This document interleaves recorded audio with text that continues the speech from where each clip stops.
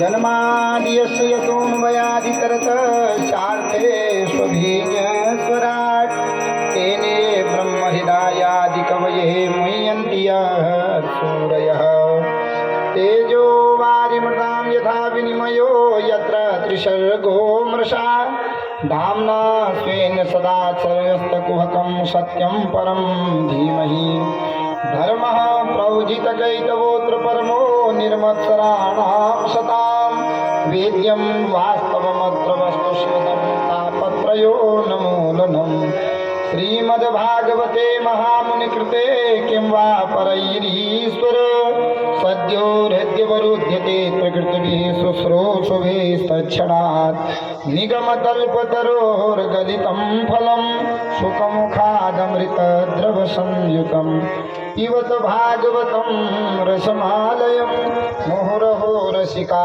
भुवि भावुकाः श्रीकृष्णाय वासुदेवाय हरये परमात्मने प्रणतक्लेशनाशाय गोविन्दाय नमो नमः।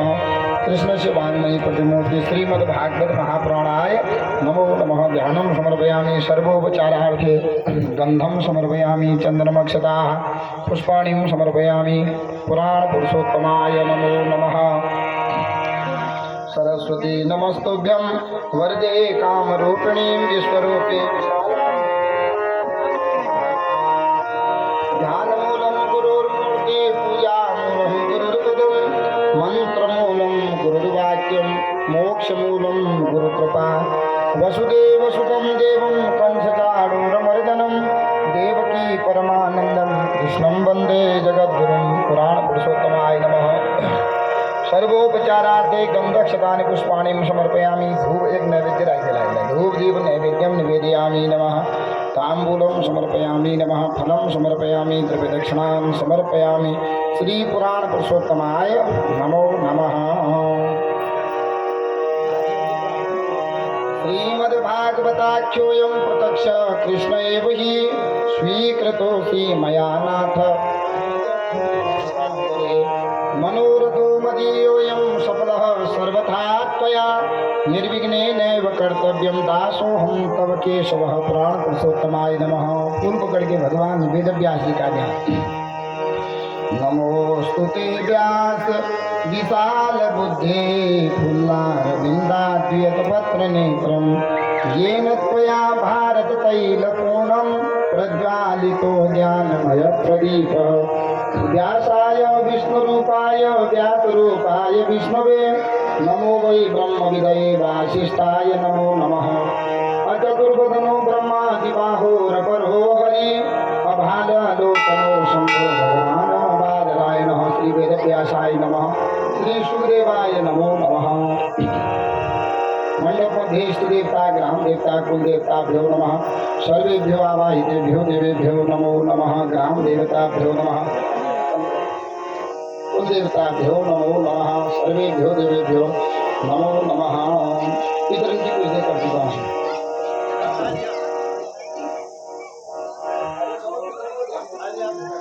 महायोगिभ्येव च नमः। स्वाहाय स्वाहाय नित्यमेव नमो नमः। सप्तव्याधादशार्णेषु मृगा कालञ्जिरे गिरो चक्रवाकासर दिव्ये हंसा सरसिमानसे ते विजाता कुरुक्षेत्रे भ्रमणा वेदपारका प्रशिष्टा दीर्घमध्वानं यूयं किमवशिदतः। पूजाकाले पितॄं धात्वां पितॄं मनसि समाचरे सर्वेभ्यो पितृभ्यो नमो नमः। अन्नपूर्णादानं नित्यानंद करी बरा भय करी सौंदर्य रत्नाकरी निर्धूताखिल घोर पावन करी प्रत्यक्ष माहेश्वरी प्राणे याचल वंश पावन करी काशीपुराधीश्वरी भिक्षां देहि कृपावलंबन करी माता अन्नपूर्णेश्वरी।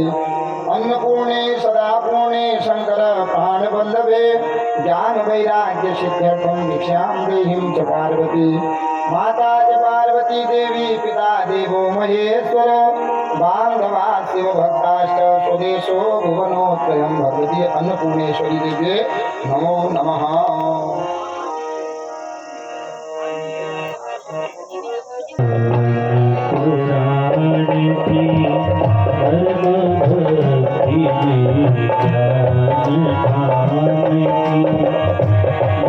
महापुराण भागवत निर्मल सुखमुख विगलित निगम कल्पफल परमानंद उदारक भयफल लीला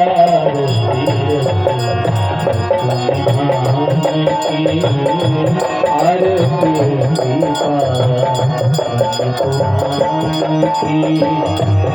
विमल बदनी विताप निवारे जन्म मृत्युमय भवभयहारी सेवक सतत सकल सुखदारी तुम हो हरि चरित भानी की आरती सीता विषय विलास विमोह विनाशिनी विमल विराग विवेक विकासिनी भगवत तत्व रहस्य प्रकाशिनी परम ज्योति सर्वात्म जानकी आरती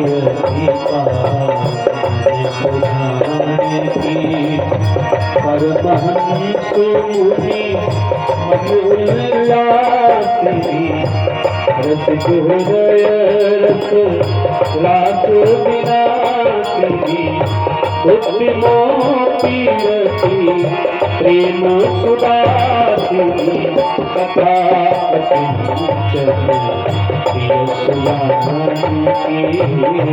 आरती सीता पुराण की सर्वभक्ति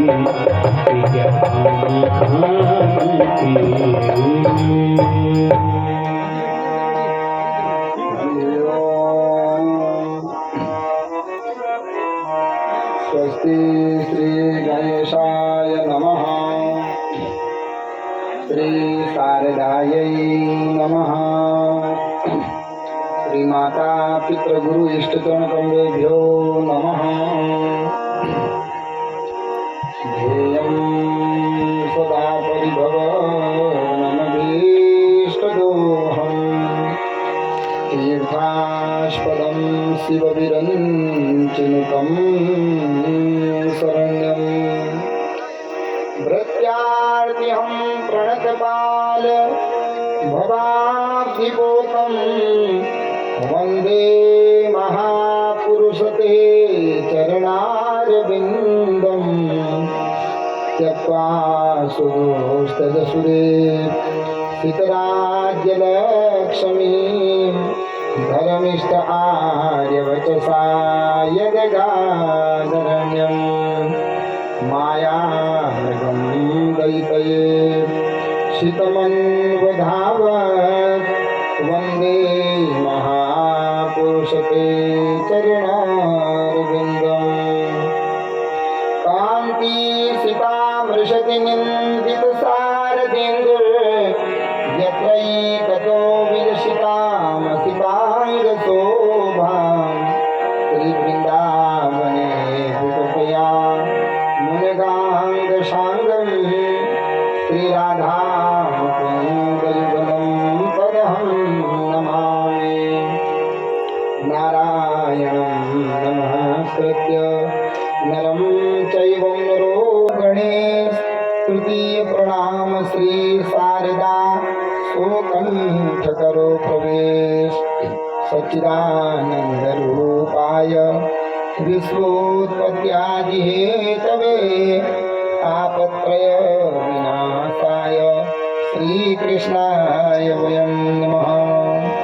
बोलिए सच्चिदानंद भगवान की श्रीमद्भागवत महापुराण की लिंगंजन देवता की मोहन नारायण स्वामी की कालचंद देवता की समस्त देवी देवताओं की माता पितृ गुरु चरण कमलों की भक्त के भगवान की श्री राधे राधे गोविंद गोविंद राधे राधे राधे गोविंद गोविंद राधे राधे राधे गोविंद गोविंद राधे राधे राधे गोविंद गोविंद राधे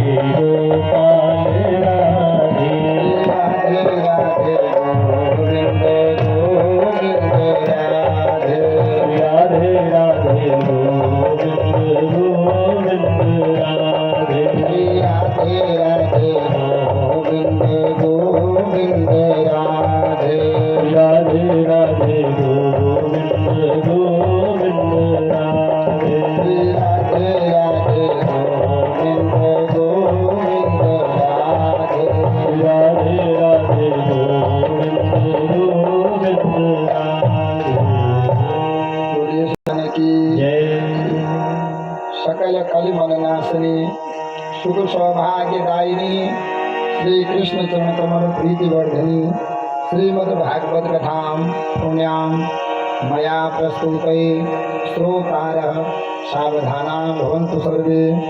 देव देव जगन्नाथ श्री कृष्ण दयानिधे तत्प्रसादात् वक्ष्यामि भागवतीयं कथामिमाम्।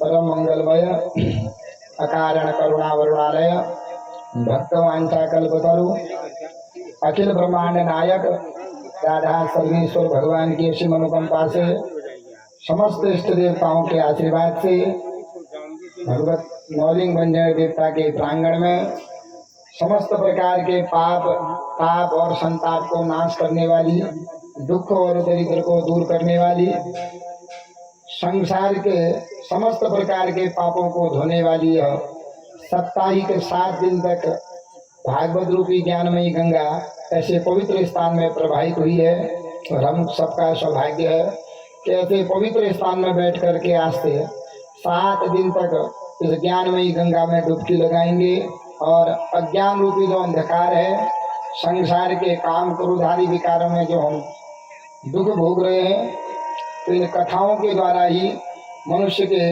जीवन की जो व्यथाएं होती है वो व्यथाएं मिट जाती हैं।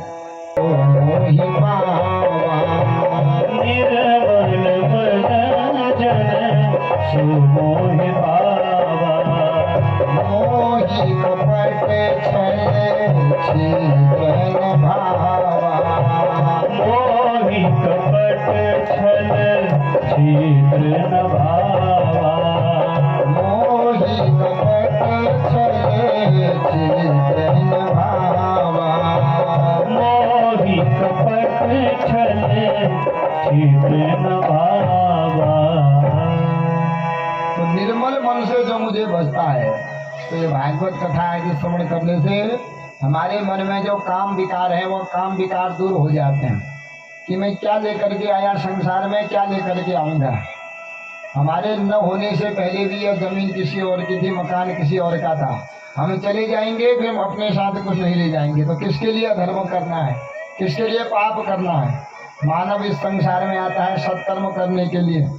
84 लाख योनियों में अंतिम योनि है मानव योनि और इसी मानव योनि से मनुष्य उस भगवत को प्राप्त कर सकता है। जन्म मरण का जो चक्कर है वह चक्कर काटने की जो चाबी है वही मानव जीवन है। इस मानव जीवन से सत्कर्म करके जन्म मरण का चक्कर दूर हो जाता है। तो इसी प्रकार कहते हैं कि मानव जीवन भी बड़ा दुर्लभ है। भारतवर्ष में जन्म दुर्लभ है और ऐसे भारतवर्ष में मानव जीवन ले लिया, उसमें भी ब्राह्मण आदि की योनि में आ गया। तो जिस मनुष्य ने अधिकतम नरम पशु समम सत्कर्म नहीं किया, अपना उद्धार नहीं किया, पितरों का श्राद्ध तर्पण नहीं किया, सत्संग नहीं किया, उस मनुष्य का जीवन धिक्कार के समान है, पशु के समान है। हाथ में आया हुआ अमृत उसने व्यर्थ में ही फेंक दिया है। तो मानव जीवन को बोध कराने वाली जो कथा है वह भागवत की कथा है। अब कहते हैं भागवत कब मिलती है, तो कहते हैं जब तक भगवत की कृपा नहीं होती तब तक मनुष्य को सत्संग की प्राप्ति नहीं होती। तो भगवत कृपा क्या होती, कब होती है और सत्संग से क्या मिलता है। तो कहते हैं जब तक सत्संग नहीं होता तब तक हमको विवेक की प्राप्ति नहीं होती। विवेक क्या है कि मैं क्या हूँ, मैं किस लिए आया हूँ, इस संसार में आने से पहले मैं कहाँ था, इस संसार से जाने के बाद में भी हमारा एक घर था और यहाँ से जाएंगे तो सब अपने अपने घर में जाएंगे। उसी प्रकार यह संसार भी स्वप्न के तुल्य है। और तो इस संसार में आने से पहले हम कहाँ थे, संसार के बाद कहते विवेक। तो जब तक मनुष्य सत्संग नहीं करेगा तब तक उसको विवेक की प्राप्ति नहीं होगी। और सत्संग कब मिलता है, जब भगवान की कृपा होती है तभी सत्संग मिलता है। समय सबका व्यतीत होता है।